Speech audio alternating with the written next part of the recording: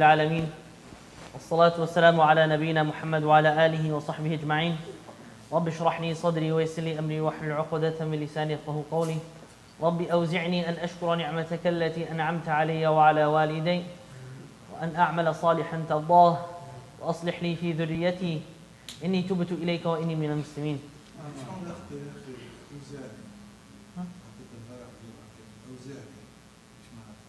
أوزاني؟ أوزعني ربي أوزعني أن أشكر نعمتك. أتكلم عنه لاحقا. درسنا الليلة مختلف. إيش معنى أوزعني؟ درسنا الليلة مختلف يا شيخ، نتكلم عنه لاحقا إن شاء الله. بارك الله فيكم. السلام عليكم ورحمة الله وبركاته. The lesson we have today is continuing the book of Sheikh Abdul Fattah Abu Ghudda, and the chapter is the mannerisms and the etiquettes of visiting the sick. How you should visit the sick. Of course, we all know that Allah subhanahu wa ta'ala, He puts in all of us mercy. You know, that mercy is what drives us to have compassion towards others, compassion towards people that may be sick, you know, children. That compassion that Allah subhanahu wa ta'ala, He puts in us. The Prophet sallallahu alayhi wa sallam, he says in a hadith, Allah divided mercy into 100 portions. He kept 99 portions with Him and released one portion on earth. It is from this portion that creatures have mercy on each other, such that a mare would lift her hoof lest it hit her child. So you can see that, of course, 99% of mercy is with Allah subhanahu wa ta'ala. So even the mercy that you would witness a mother having for her child is but just a small significant amount compared to the mercy of Allah Azza wa Jal. But again, this is the mercy that drives us to want to be kind and compassionate towards those that are sick. The Prophet sallallahu alaihi wasallam, he says, حَقُّ الْمُسْلِمِ عَلَى الْمُسْلِمِ سِتْ. The right of a Muslim upon a Muslim is 6. This hadith is in Sahih Muslim. If you meet him, then you give him فَسَلِّمْ عَلَيْهِ. Assalamu alaikum. You have to reply. وَإِذَا دَعَاكَ فَأَجِبْهُ. And if he invites you to something, then you have to accept it. And if he asks you for advice, وَإِذَا اسْتَنصَحَكَ فَانصَحْهُ. If he asks for advice, you give him advice. And if he sneezes and says Alhamdulillah, then you respond with Yarhamukallah. This part is the one we want. And if he is sick, then you fa'udhu. Then you visit him. And when he passes away, then you follow his janazah. Right? These are the rights a believer has upon another believer. So one of them is that you visit a sick person. That person has a right over you. Okay? The Prophet ﷺ, and again, the reward of a person who visits a sick person is very great. The Prophet ﷺ, he says, a Muslim visiting a sick brother will continue to be in the khurfa of paradise until he comes back home. They asked, Ya Rasulullah, what is the khurfa of Jannah? He answered, this means the harvest of paradise. Meaning that the person, so long as he's going to visit that sick person, it's as though he's picking the fresh fruits from the gardens of Jannah. Can you see the parallel? That it's as though you're picking the fresh fruits of Jannah whilst you're going to visit this sick person. The Prophet ﷺ, he also said, a visitor walking to visit a patient will be walking into the mercy of Allah. When the visitor sits with the patient, both will be engulfed in Allah's mercy until the visitor's return. Meaning that the person visiting and the sick person will be in the mercy of Allah subhanahu wa ta'ala so long as that is continuing. You know, Sheikh Abdul Fattah, he mentions that Muslims in Andalusia, Muslim Spain, were very articulate in their charitable endeavors and endowments, to the point that when it came to taking care of their sick, they had set aside charitable funds to pay 2 people of each neighborhood who were known and admired for their piety to visit the homes of the sick to try to raise their morale by praying for them and giving them hope of recovery. That the people of Andalusia, they would literally set aside money, charity, and they would use it to pay people to go and raise the morale of the sick. That's why you have chaplains in hospitals. You see? It stems from that. Because why do you think they have chaplains in hospitals? What do you think is the necessity of it? Why? To raise the spirit of the people, sometimes especially when they need that religious guidance. I remember the first week I was here, I got a phone call, I think it was from you, Dr. Saad, where they needed a chaplain in Vanderbilt, Just like the need of it is so great. Now the next thing, Shaykh Abdul Fattah, he mentions, is praying for the sick. It is from the sunnah of the Prophet ﷺ and appropriate to say prayers for the sick, asking Allah to bless them with recovery and help them through their sickness. Bukhari and Muslim both report that Aisha radiallahu anha, she said that if someone fell sick, the Prophet ﷺ, he would pass his right hand over them while saying the following prayer. Allahumma, say with me, Allahumma Rabbin Nas Adhab al-Ba's Ishfi anta shafi Shifa'an la yughadiru saqama. Oh, sorry, I forgot. La shifa'a illa shifa'uk. Shifa'an la yughadiru saqama. Ya Allah, Lord of mankind, take away the suffering, bring the recovery. No cure but your cure leaves no illness. And another hadith, the Prophet ﷺ, he would say 7 times when he would, it's mentioned in this hadith, that if you visit a sick person, death will be prevented from him. In a hadith, if you visit a sick person, death will be prevented from him. And you make the dua 7 times. As'alullah al-azim. Say it with As'alullah al-azim. Rabb al-arsh al-azim. And yashfiyak. You say that 7 times when you visit the sick person. And you also say, La ba's tahur, insha'Allah. So do not discount the prayers, the importance of the prayers of the pious. Allah has endowed some of His servants, blessed some of His servants with this sort of, because of their connection with Him, that could bring about recovery and raise the morale. So you should always have, righteous people coming to visit you when you are sick. However, abandoning treatment in favor of prayers, people who just say, oh, I'm just going to get dua, but they don't do dawa, that is contrary to what the Prophet ﷺ taught. He said, servants of Allah, ibadallah, seek cure. For He who created sickness created the cure. لِكُلِّ دَاءٍ dawa. For every cure, for every sickness, there is a cure. Another hadith, the Prophet ﷺ, he prescribed reciting the Quran and giving charity as part of the cure. Reading Quran and giving charity as part of the cure. That's something that we should apply in our own lives. When you get sick, listen to Quran, read Quran, and give something in charity. And if you want to prevent sickness as well, you should be someone that is generous. Allah subhanahu wa ta'ala protects you through your generosity. So treat your ill with Quran, prayers, dua, and also charity. We all know the ayat that Allah subhanahu wa ta'ala mentions that the Quran is known as shifa. It's a cure for the heart, for the physical as well. People forget this aspect, that the Quran is cure for the physical ailments as well. Prayers from a pious, clear heart are very effective. To ask dua from a pious person is very effective. Shaykh Abdul Fattah, he mentions here that in 1968, while visiting Medina, he was going for Hajj. His eldest daughter at the time, who was 13 years old, she was diagnosed with appendicitis. Appendicitis, am I saying it correctly? Yeah. The doctors left no doubt that she should be operated on right away, that she needed an operation. That meant our Hajj would be disrupted. I went to a pious, humble, and not well-known sheikh and asked him to pray for her and for us. To our relief and our amazement from the doctors, she became well and fit to travel within 2 days. All from the dua of this righteous person. Right? So sometimes these du'as, they have like powers from Allah subhanahu wa ta'ala. So you should not, just completely rely on medicine, and you should not completely rely on prayers, but rather you should do both as the path of the believer. The length of the visit. Now Shaykh Abdul Fattah, he mentions that when you go to visit the sick person, you're not trying to increase his pain, you're trying to relieve him of his pain, right?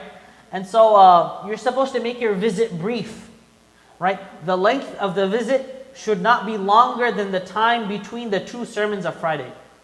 So for example, you know the khatib gets up and then he says, أقول قولي هذا وأستغفر الله لي ولكم ولسائر فاستغفروه إنه الغفور الرحيم. He sits down, everyone does astaghfirullah, astaghfirullah, and he stands back up. You see how short that is? That's how long your visits should be.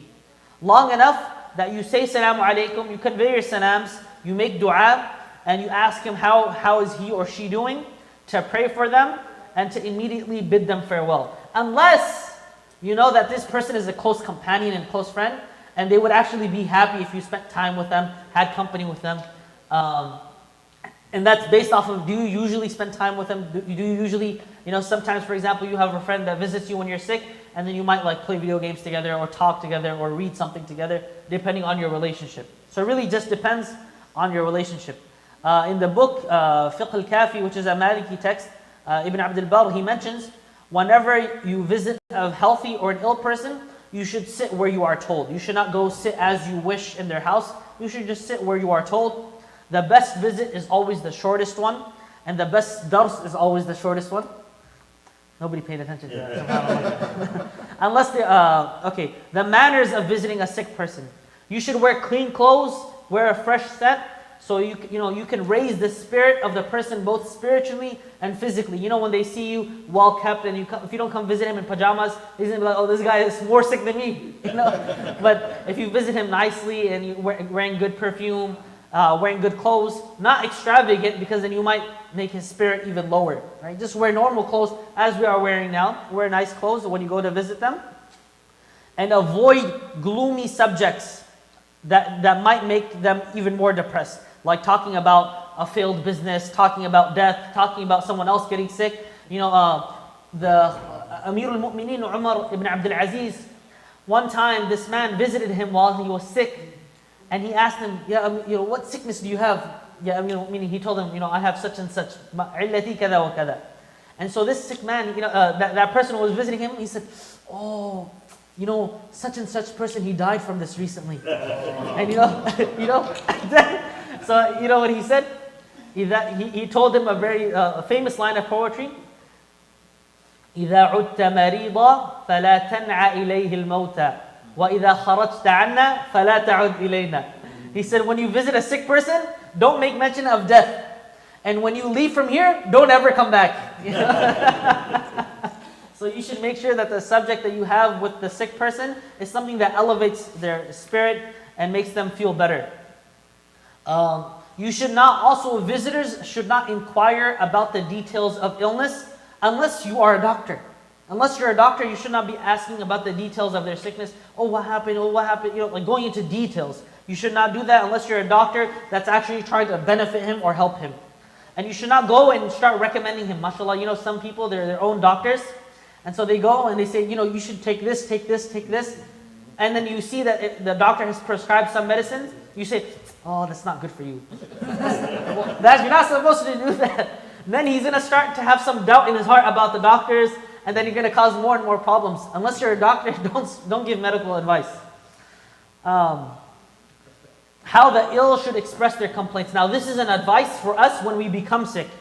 When we're sick, the first thing we should say when someone asks us, how are you doing? How are you feeling? What is your sickness? You should first start with what? Alhamdulillah. Alhamdulillah. And then you should mention it, just so that it doesn't appear as though you're complaining about what Allah subhanahu wa ta'ala has decreed. Shaykh Abdul Fattah, he mentions an amazing story that is in the book Tarikh Baghdad by Al-Khatib al-Baghdadi. He mentions that in the biography of one of the tabi'een, Abdurrahman al-Tabib, who was the physician, he was a doctor of both Imam Ahmad ibn Hanbal, and Bishop, another righteous scholar of the time. The physician recounted that both Imam Ahmad and Bishr became sick, and he treated them at the same place, probably a hospital. When I visited Bishr, I asked how he felt, and he would start by thanking Allah, Alhamdulillah, before saying, I have this pain or that complaint. When I visited Imam Ahmad and asked how he felt, he would say, I feel all right. One day I told him, this tabi'i, Abdurrahman al-Tabib, he told Imam Ahmad, he said, your brother Bishr is also ill, but when I ask him of his condition, he thanks Allah first. then tells me of his condition. Then Imam Ahmad told him, please ask him where he got this from. Asking him for what? The dalil. Where'd you get this from? And so I answered, his respect, his status makes me reluctant to ask. I'm just like shy to ask. Imam Ahmad, he said, tell him your brother Abu Abdullah, because he was the father of Abdullah, asks, where did you get this? Abdul Rahman, the doctor of both of these people, he asked Bishr as told. Bishr replied, Abu Abdullah, he wants everything with authority. He always wants dalil. This is Imam Ahmad, like his madhab is very close to following hadith. Like if you want a madhab that follows hadith 100%, it's the madhab of Imam Ahmad. Meaning weak as well. I heard this from Azhar, then he responded, I heard this from Azhar, who heard it from Ibn Awan, who heard it from Ibn Sirin, who heard it. If a person thanked Allah before complaining, it will not be a complaint, but as if it is telling the acts of Allah subhanahu wa ta'ala. So that you don't fall into complaining, you're just mentioning what Allah subhanahu wa ta'ala has decreed. And then Abdul Rahman, this doctor, he said, I told this to Imam Ahmad, and after that, if I ever asked him how he felt, or if he was ever asked how he felt, he would first start by saying, Alhamdulillah, and then describing his ailment or complaints. You see how close they were to following. If they learned something, they immediately practiced it. Not like us, we learned something, then the next hour we don't even practice it. May Allah forgive us. They were so close to following the sunnah. They found something, they just followed it. The next thing is reflections on illness. Okay, without illness, of course, we would not recognize the blessing of good health.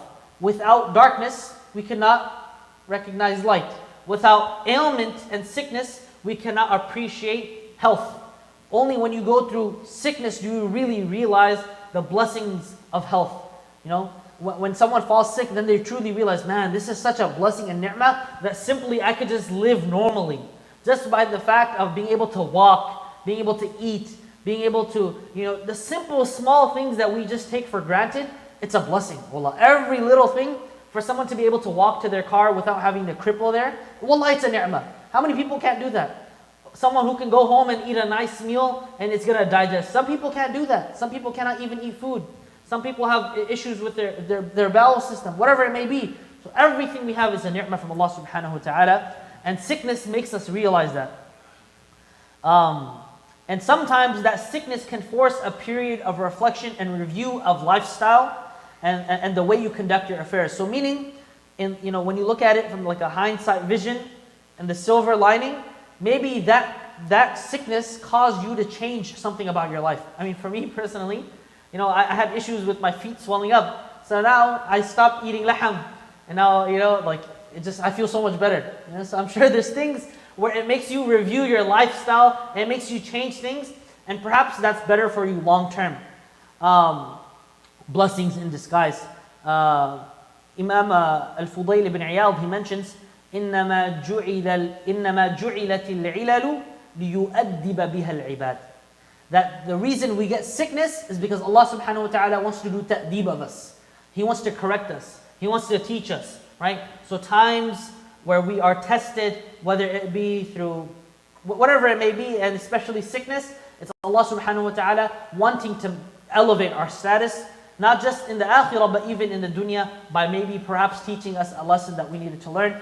أسأل الله العظيم رب العرش العظيم أن يشفينا جميعا.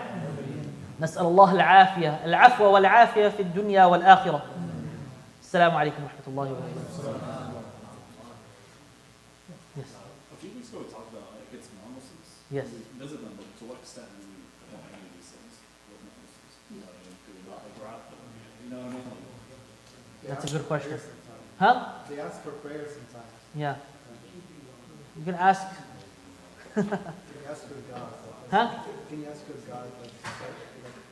Pray for me with your God. Whatever you believe in. I mean, you're supposed to visit a sick person, right? Whether it's Muslim or non-Muslim. Right. In terms of making dua for them, you have to be careful. Again, like I said, you have to be careful in your wording. You have to be careful in your wording. I'm not sure what exactly you could say, but the same dua that you would say for a mu'min and Muslim is not the same dua that you would say for a non-believer. And for example, if someone, if you were to just make dua for them just to be cured, but then they'll still be non-Muslims. So you have to make a ishara or dua that Allah gives them hidayah. There is a trick I use. Yeah. Like I say, I wish you the best. I wish you the best. Yeah. So the best thing in my life is being a Muslim. Hidayah. Yeah. So you have to be careful in wording and usage, of course. There's ways around it, There's ways around it. And maybe just Allah guide you. Huh? Allah guide you. No, look, that's too direct, maybe. I'm not going to say it too. Yeah. Or may Allah give you shifa, and what you intend is shifa of the qalb, making them Muslim. Yeah. Barakallahu feek.